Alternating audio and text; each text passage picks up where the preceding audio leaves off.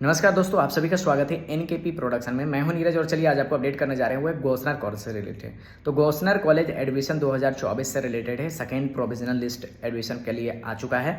इस पर क्या डिटेल है और क्या क्या आपका करना है, इस पर रिलेटेड मैं सारा डिटेल बताने जा रहा हूँ। आप अंत तक वीडियो पर बने रहेंगे। जो मेरे चैनल पर पहली बार आए हैं, लाइक शेयर सब्सक्राइब कर लें, बगल के बेल आइकन को भी दबा लें ताकि हर तरह का अपडेट आपको टाइम टू टाइम मिलता रहे। तो चलिए मैं बात करूँ कि आपका जो है गोस्नर कॉलेज रांची, जो रांची यूनिवर्सिटी के अंतर्गत में है, और गोस्नर कॉलेज रांची जो है प्राइवेट कॉलेज है। तरह का मैं बता दूं वो प्राइवेट कॉलेज है, लेकिन जो उसका सारा चीज़ है वो रांची यूनिवर्सिटी के अंतर्गत से ही संचालित होता है। तो इसके लिए जो है आपका सेकेंड प्रोविजनल लिस्ट जो है वो निकल चुका है।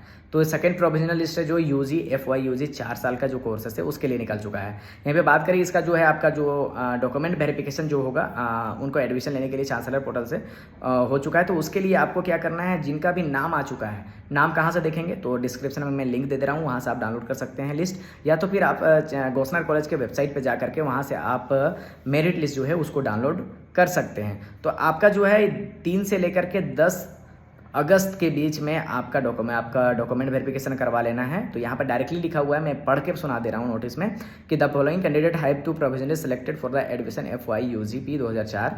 तो जो लिस्ट दिया हुआ है वो लिस्ट के अनुसार all selected candidate directed to provisional admission through chancellor portal from 3 to 10 and report to the same to the respective subject heads।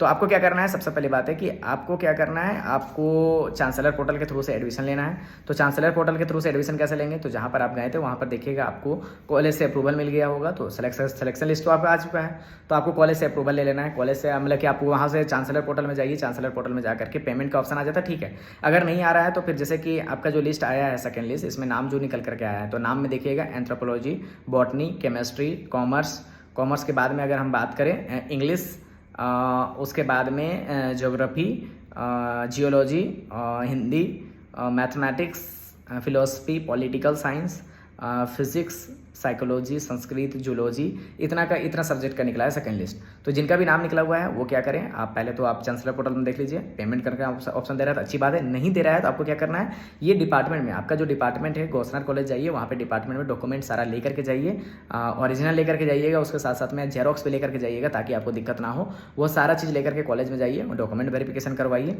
और एडमिशन लीजिए।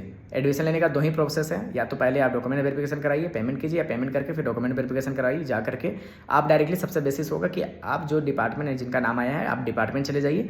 डिपार्टमेंट में जाने के बाद वहाँ पे वेरिफिकेशन करवा लीजिए। वेरिफिकेशन करवाने के बाद में आपका जो पेमेंट है वहीं से आपको पता चल जाएगा पेमेंट कब करना है और कब आपका खुलेगा, या पहले करना है या बाद में करना है, वो सारा डिटेल पता चल जाएगा। तो मोबाइल लेकर के जाइएगा, ATM कार्ड भी लेकर के जाइएगा। अगर मैं ये नहीं बोल रहा हूँ कि वहाँ पर लेके ही जाइएगा, मैं बता रहा हूँ क्यों, क्योंकि आपकी सहूलियत हो, क्योंकि आपको मिसगाइड नहीं होइएगा किसी से भी। मैं ये भी बता दे रहा हूँ आपको, किसी को इसके लिए एक्स्ट्रा पैसा देने की जरूरत नहीं है, किसी भी तरह का दलाल के चक्कर में पड़ने की जरूरत नहीं है।